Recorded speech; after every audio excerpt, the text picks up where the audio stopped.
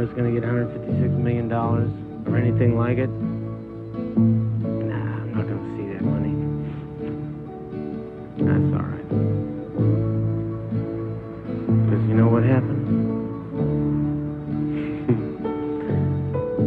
Howard Hughes sang Melvin Dumas' song. That's what happened. He sang it. One of many charming and wistful moments from Melvin and Howard, the saga of Melvin Dumas and his encounter, maybe, with billionaire Howard Hughes. Melvin and Howard is one of 5 new movies we'll be reviewing this week on Sneak Previews. Across the aisle from me, Roger Ebert, film critic of the Chicago Sun-Times. And this is Gene Siskel, film critic of the Chicago Tribune. Now, in addition to Melvin and Howard, we'll be reviewing 4 other new movies this week, including Paul Newman in Fort Apache the Bronx, Elliott Gould and Bill Cosby in Walt Disney's The Devil of Max Devlin, and Flying Saucers in Texas in Hangar 18. Stay tuned. Now Gene starts with The Incredible Shrinking Woman. Well, our first film is sort of a disappointment for me because when I first heard about a year and a half ago that Lily Tomlin was going to star in The Incredible Shrinking Woman, a remake of that 1957 science fiction classic The Incredible Shrinking Man, right then I was laughing. That's because with Lily Tomlin's off-the-wall existential sense of humor, the idea of her playing a housewife who shrinks seemed very clever. Unfortunately, The Incredible Shrinking Woman is a very dumb script. Tomlin shrinks because of all the chemicals in the newfangled products her husband, Charles Grodin, an advertising executive, keeps bringing home for her to try. Here's the way it goes when she tries to fix bacon for breakfast while her Latino maid boogies in the kitchen. Señora Patricia Kramer, The Incredible Shrinking Woman. Más detalles de entre una hora. Y ahora, la canción más importante de esta semana.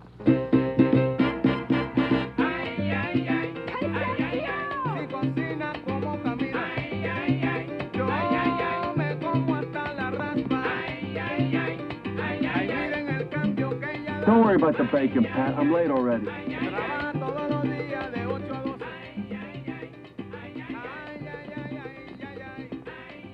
What do you want me to tell Dan? I knew you wouldn't do it. Vance, I tried to accept the idea. I really did. I just don't want to become another product. I'm sick of products. I'm sick of advertising. You're talking about my work. You're talking about our plans. How do you think we bought that radio? How do you think we pay for this house? I happen to be living in a dollhouse, in case you haven't noticed lately. Concepcion, do something! Stop this racket! Bacon! Concepcion! Somebody! Turn off the radio! I'm gonna lose my mind! Somebody do something! Concepcion! Breakfast is ruined! Hit.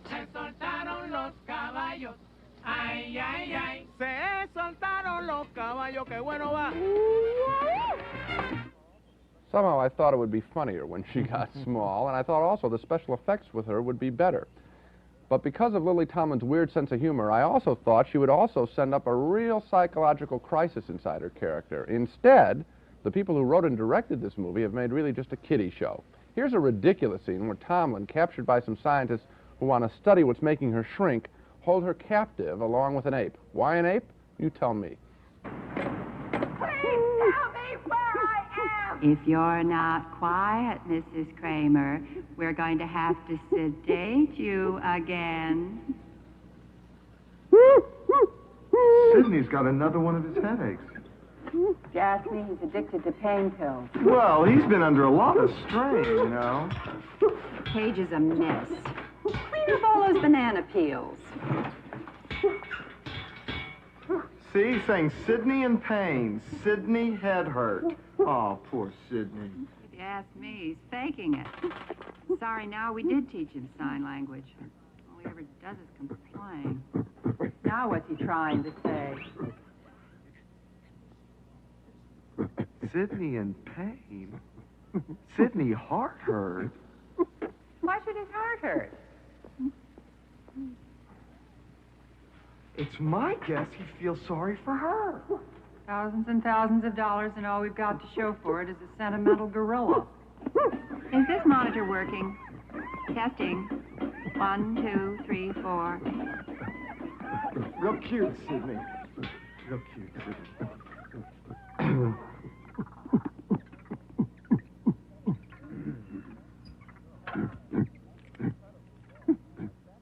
There are whole chunks of this movie that are incredibly bad, like that chunk. And worst of all, we know right from the beginning of the movie that Tomlin's going to be just fine at the end. That's because Tomlin, in the beginning of the movie, tells us she's going to narrate her story in flashback. So, of course, everything must have turned out okay. Otherwise, she wouldn't be around in the beginning to tell us the story.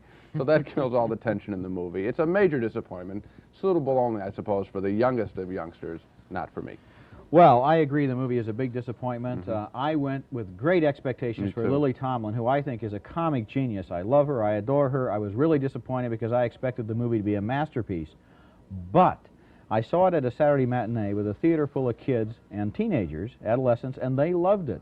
And I wonder whether we aren't expecting it to achieve on a real big level up here when, in fact, as a kind of a Jerry Lewis sort of movie like he used to make 15 or 20 years ago, this movie is perfectly satisfactory, and I think I would recommend it for younger kids, younger audiences. Well, the only way I come at the picture is not a predictor for the audience. I'm really sitting up here saying what my reaction to the picture is, and I must say that I was stunned by how this film not only didn't meet my expectations of Lily Tomlin, which are high, but also didn't make my expectations for a remake of a very good little science fiction movie made 24 years ago. That was an exciting little picture. This isn't exciting. We got an ape stuck in here. Why, I don't know. We've got Lily Tomlin as a little creature visiting the Mike Douglas show, so we can hear Mike Douglas sing, thank heaven, little things mean a lot. Little things mean a lot. I mean, didn't you sit there and wonder, why is that scene stuck in the movie? Technically, I thought it was a disaster. Special effects did not surprise me. In an era where we're having great special effects, I really didn't think this worked. I perceive that you did not like this film. Right. Okay, let's move on to Paul Newman's new movie. It's Fort Apache the Bronx, and in this one he plays a veteran cop whose beat is the toughest precinct in New York City. His daily grind includes everything from delivering babies to breaking up street fights, and in this scene, Newman and his partner have a run-in with a pimp and his prostitute, played by Pam Grier.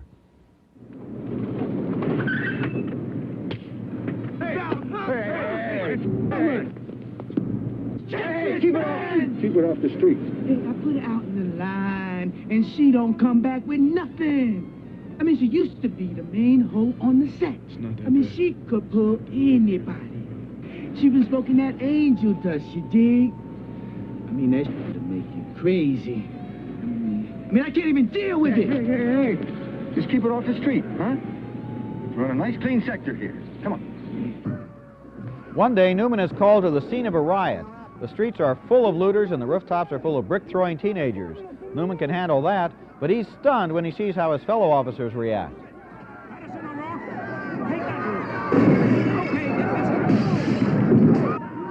Police! Hold the police officers! Freeze! That's right, against the wall. Spread them out. Come on, spread them out! Spread them out! Come on, spread them! Come on, let's take a little nap with your friend down here.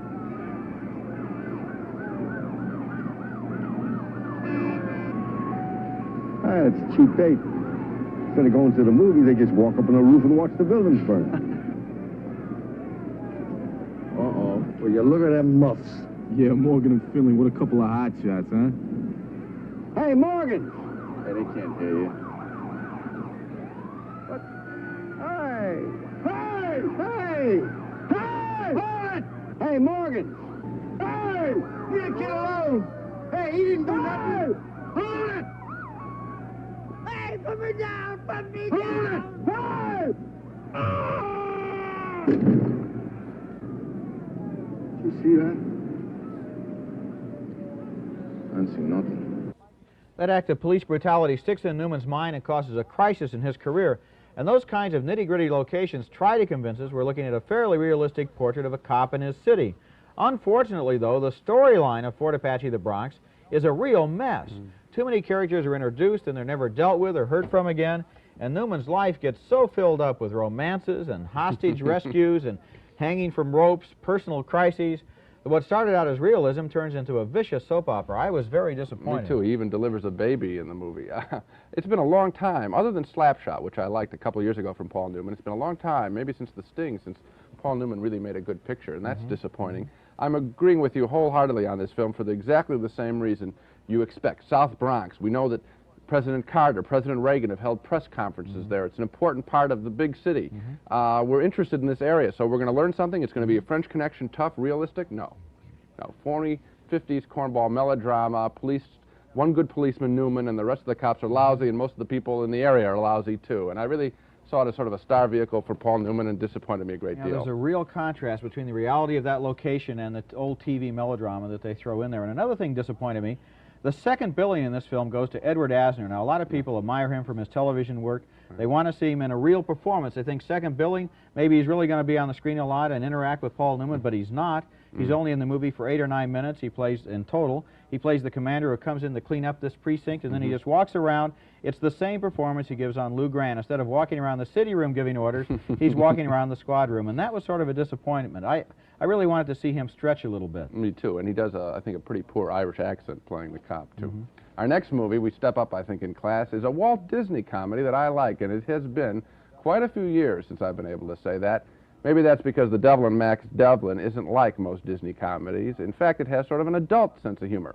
Elliot Gould stars as a Los Angeles apartment building manager serving as the front man for a crooked real estate owner. Gould is killed in a car crash, goes to hell, and there he receives an offer from Bill Cosby playing an agent of the devil.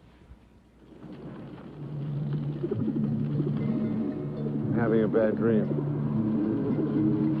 Welcome to hell. I'm having a bad dream. Barney Satin, Soul's manager. But I'm not dead. No, wait a minute. No, wait, hold everything. You're making a terrible mistake. I don't belong here. I've never done anything. Maxwell Harvey Devlin for cheating in a 4th grade spelling test. These are trivial misdemeanors. If you'll just bear with me, Mr. Chairman, sir. For fraudulent income tax deductions. But everybody does that. And for failing to follow through on 11 promises of marriage. It's not fair. Fair? Are you forgetting where you are? Max Devlin is hereby condemned to level 4. Level 4? What's level 4? Horrible. Horrible. You're going to send me someplace horrible? Unless what? What? If you could find 3 souls to take your place. There's a doctor I know who's deeply into Medicaid fraud, and No good. Sooner or later. We get those people anyway. what we're looking for is fresh, unsullied innocence. Actually, I don't think I know any. Where do I find them? L.A. Get them. You want me to corrupt the souls of little kids?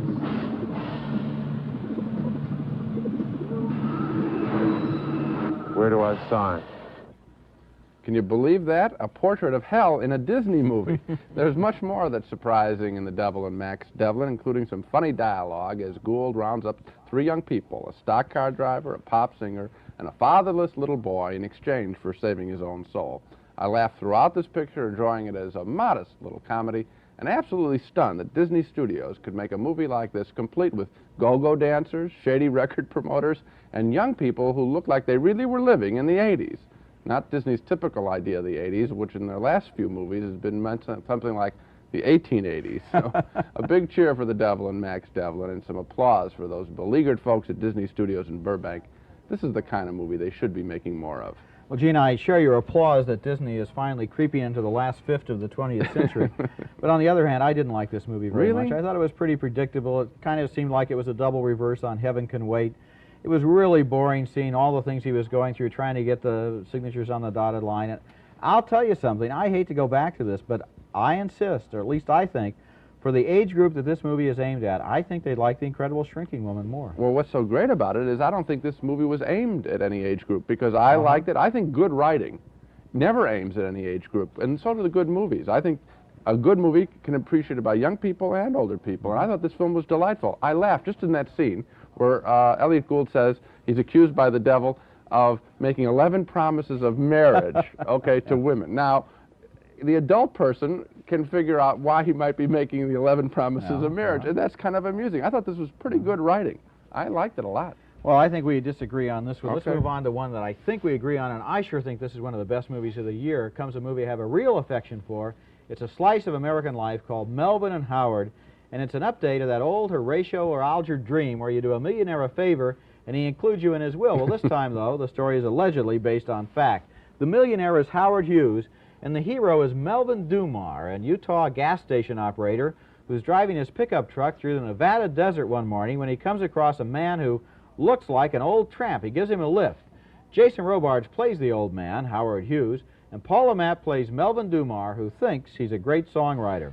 Santa called his elves together to soup up his old sleigh, so Rudolph and the other reindeer could rest on Christmas Day. It's got 1,000,000 miles to travel and to do it in one day, and that's why Santa Claus has a souped-up Santa sleigh. Enough, sir. Come on, you haven't even heard the good part yet. It's dramatic narration. It's like Red Sovine.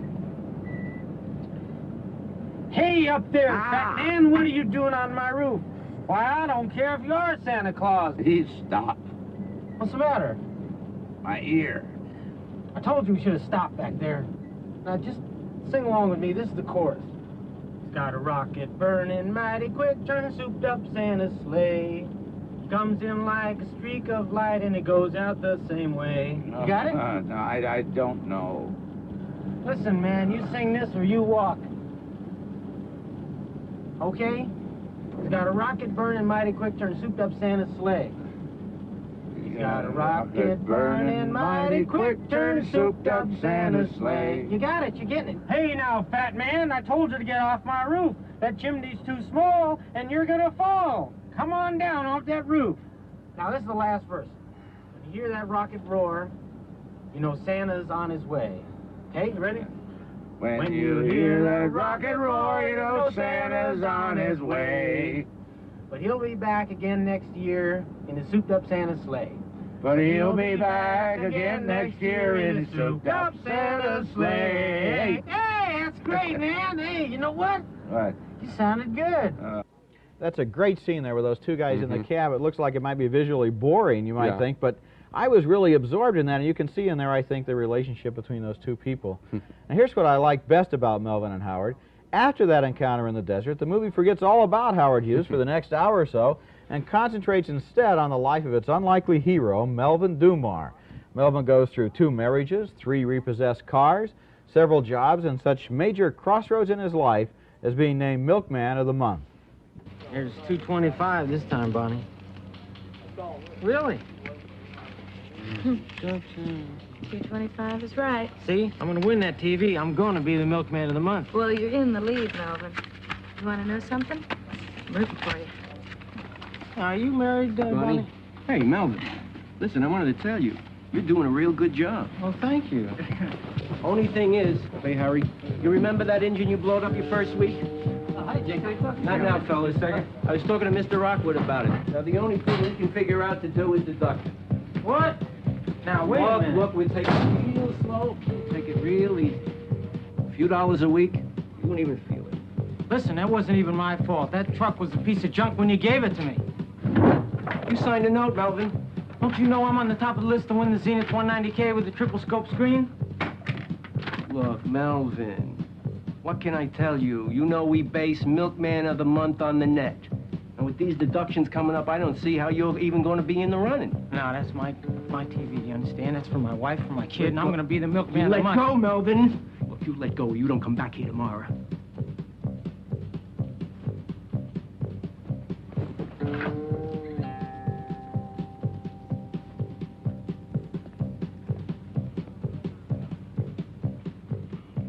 Well, what about it, huh? Come on, am I the Milkman of the Month or not? Yeah, you're the Milkman of the Month. You get the TV set, too? Yeah, you get the set. Well, then go ahead and deduct whatever you want. You know it. Winning that TV set is nothing because one day Melvin Dumar's life really changes.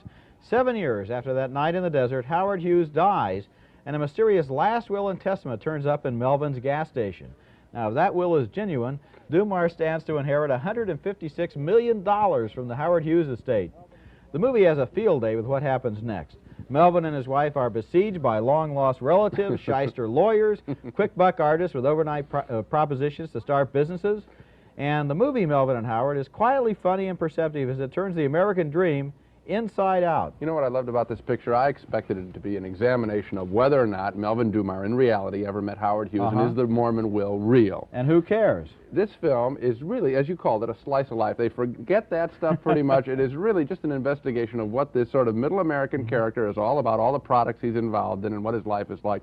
It's delightful. I think that really sets the scale of this picture. It's a small little film, but absolutely delightful in every single performance. It shows a lot of imagination on the part of the screenwriter, Bo Goldman, who started out with the story, and then Jonathan Demme directed it. Then instead of turning it into a courtroom drama, which would have been terribly boring with what the witnesses said and who was lying and what the evidence was and what the lawyer said, instead they have that at the end for a little bit, and at the beginning they have him meeting Howard Hughes. Then they expand the middle.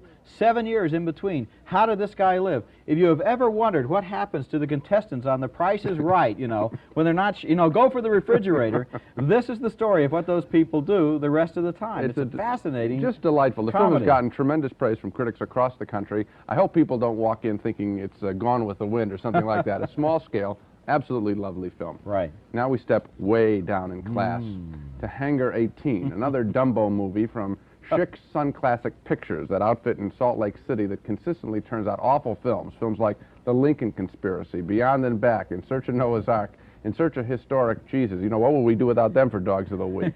In their movie, someone is always in search of something, but they rarely find it. However, their incessant television commercials for their films always promise to solve great mystery. Here's the ad for their latest ripoff, Hangar 18. On October 24th, 1979, a huge metallic disc crashed in the Arizona desert. Military authorities moved what they found to Hangar 18 at a remote Air Force base. Now an incredible new motion picture reveals startling proof that the government has a flying saucer in its possession and the dead bodies of alien pilots.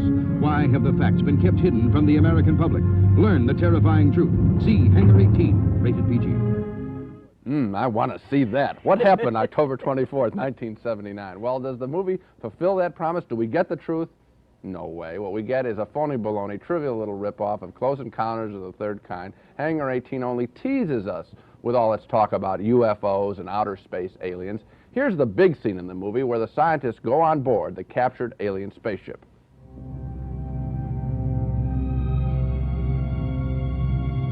Must be another deck. Yeah. But how do we get up to it?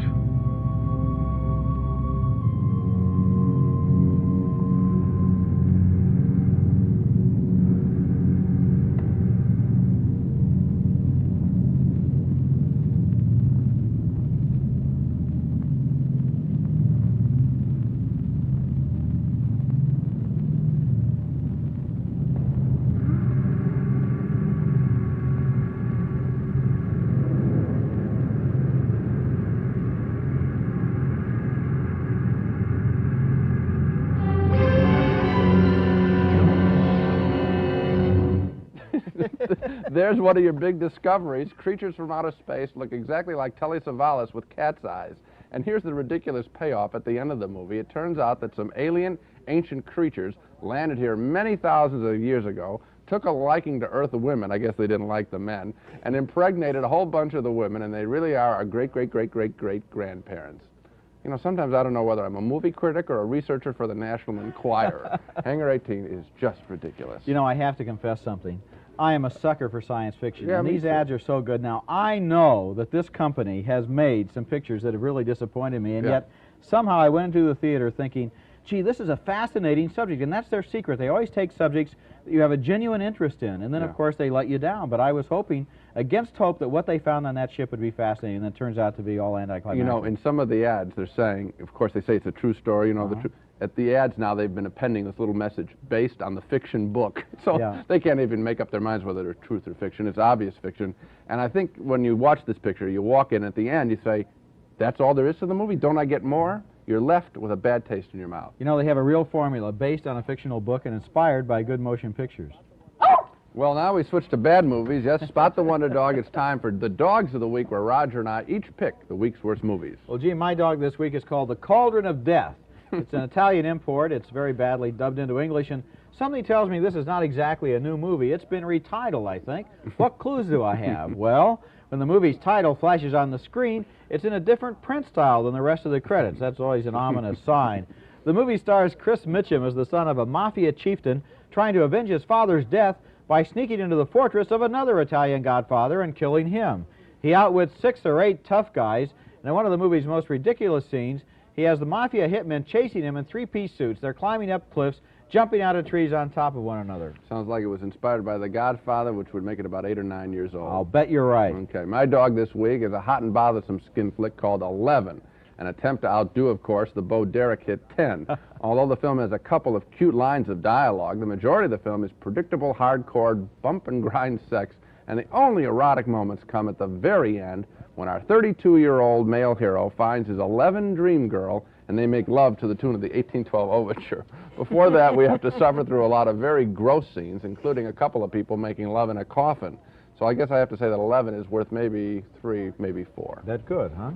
So much for the dogs. Now let's take another look at the main movies on this program. Lily Tomlin starred as The Incredible Shrinking Woman, a movie we both vote no on.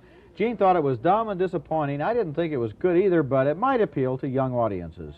Both Gene and I also voted no on Fort Apache the Bronx, the new Paul Newman picture with an old-fashioned and incomprehensible storyline. We split, though, on The Devil and Max Devlin, the new Disney picture. Gene liked it and thought it showed some imagination and humor. I thought it was boring and predictable. 2 big yes votes, though, for Melvin and Howard, the wonderful slice of American life about a gas station attendant who almost becomes a millionaire. And finally, 2 no votes for Hangar 18, a ridiculous movie about flying saucers that leaves you asking this question: is there anything more interesting happening in the other 17 hangars? I wish I said that. That's it for this show. Next time on Sneak Previews, we'll review The Competition, starring Richard Dreyfuss and Amy Irving as classical pianists who fall in love. The Dogs of War, a thriller with Christopher Walken as a mercenary soldier, and Tess, Roman Polanski's adaptation of the famous Thomas Hardy novel. Until then, we'll see you at the movies.